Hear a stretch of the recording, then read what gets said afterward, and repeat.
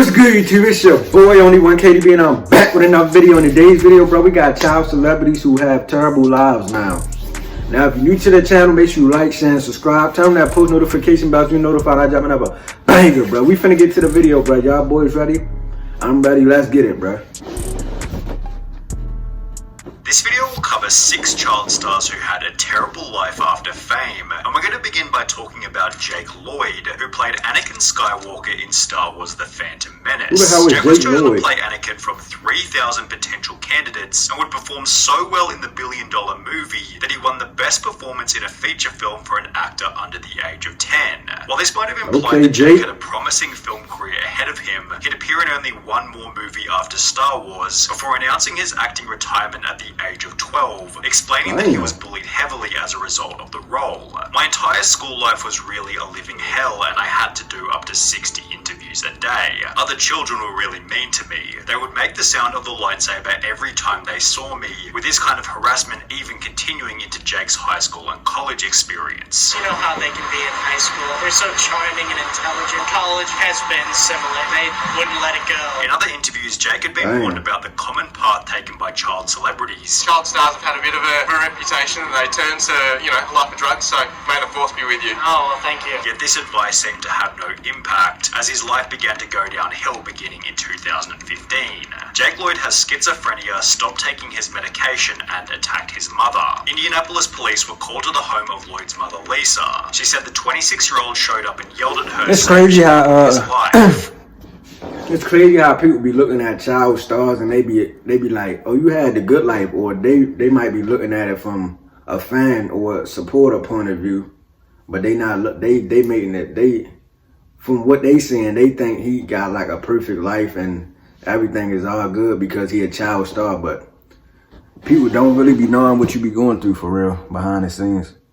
Lloyd allegedly knocked her down when she wouldn't let him in the house and stomped her 3 or 4 times, causing bruises and abrasions. He was gone by the time the police showed up and she didn't press charges. Only 3 months later, Jake Lloyd found himself in a high-speed police chase, after which he'd be arrested for reckless driving, driving without a license, and resisting arrest, resulting in 10 months jail time in a psychiatric facility. 2 years after this, Jake's 26-year-old sister Madison died unexpectedly in her sleep, prompting the mother to release a statement regarding Jake's well-being. Jake has been diagnosed with paranoid schizophrenia, but unfortunately he also has a symptom called anosognosia, which causes a lack of insight into his illness. This only adds to the struggle he faces, which has been very difficult after the tragic loss of his younger sister Madison. He has moved closer to his family and we are all working hard to help him with this. He is still a kind and caring person, and we hope to have him back to his fun and entertaining self as soon as possible. Jake will continue to make progress with the love and support you continue to show,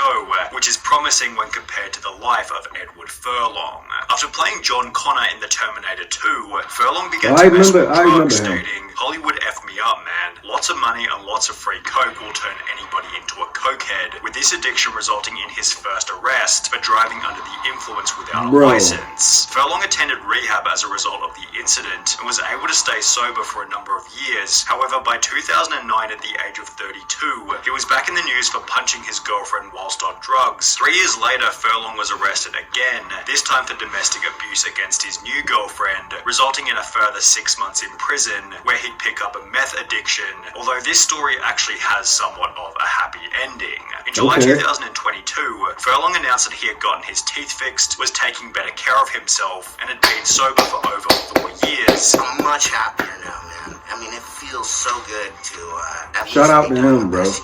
Although this kind of happy ending has been unavailable Drake to Bell. whose life has only gotten worse every single year since he starred in Drake and Josh. In 2014, approximately 7 years after the show came to an end, Drake Bell announced that he was filing for bankruptcy, causing a foreclosure on his $2 million mansion.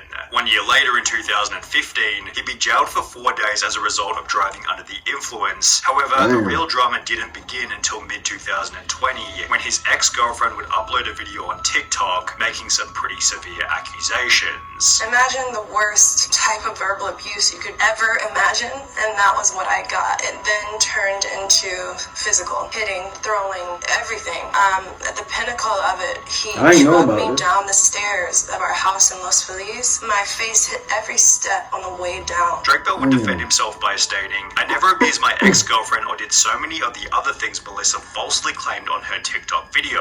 Unfortunately, we both called each other terrible names, as often happens when couples are breaking up, but that is it." Although this response most certainly didn't put an end to the drama, as there was even bigger trouble just around the corner. An article titled "Drake Bell's alleged victim accuses him of grooming" explained that he was embroiled in a legal battle for engaging in a relationship with a 15-year-old girl back in 2017. Things became even worse when footage of the trial was uploaded to YouTube.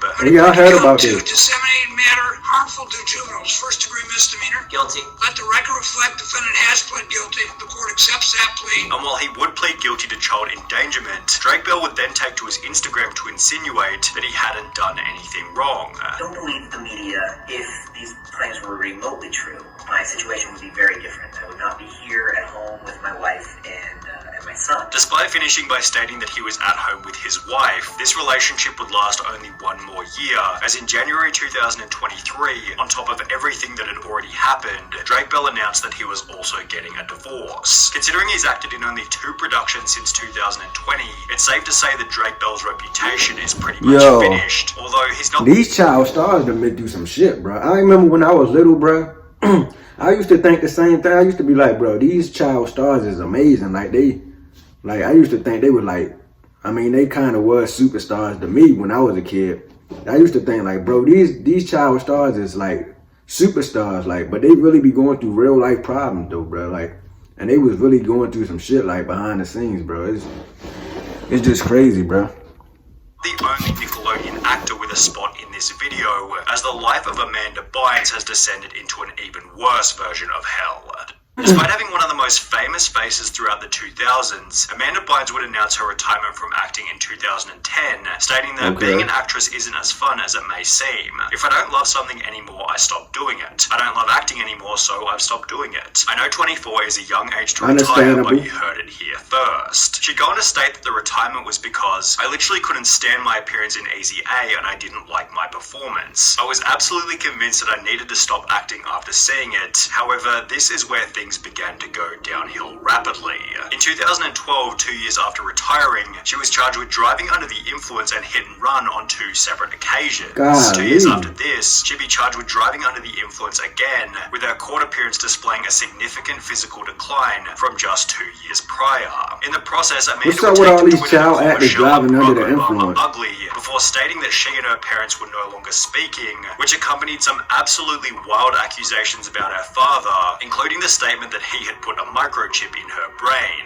After she'd also set fire to a driveway, Amanda was put in a mental hospital, after which her parents were given legal ownership over her $5 million estate, as Amanda has been spending large amounts of her savings. It has been reported that she's recently made extensive purchases as gifts from jewelry stores such as Cartier for strangers. Amanda Bynes was diagnosed with bipolar disorder and would attempt to get her life back on track by enrolling in fashion school. However, she was kicked out only 10 months later for showing up high and arguing with her classmates. In 2018, people assumed that she was back to her normal self, as Amanda showed up in magazines looking like this. However, within a year she'd gotten face tattoos and checked into Alcoholics Anonymous, where she'd meet her new boyfriend who, according to Amanda, had just as many problems as her. In October 2022, she'd make another attempt at fixing her life by enrolling in cosmetic school, yet only 5 months later in March 2023, she was sent to a mental hospital once again, as she was found roaming the streets of Los Angeles without any clothes on.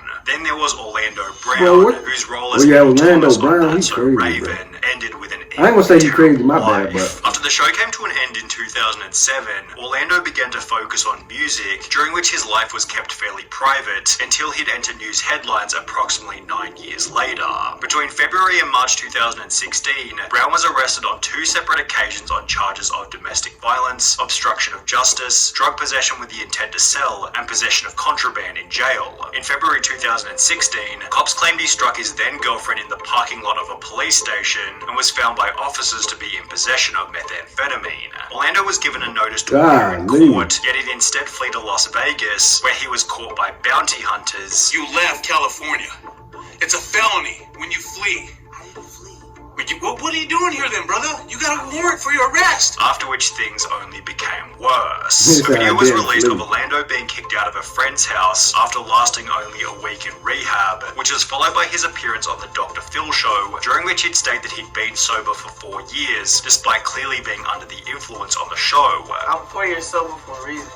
I just now got out of rehab. I just now got out of ER.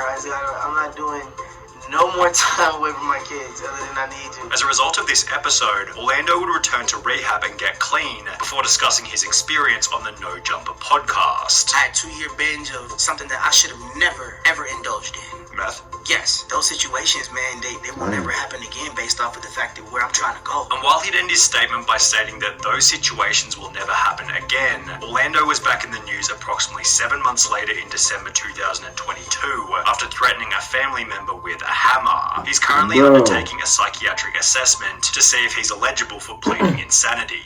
Yet the most tragic story of child fame without a doubt comes from Judy Garland, who played Dorothy Gale in The Wizard of Oz at the age of 16.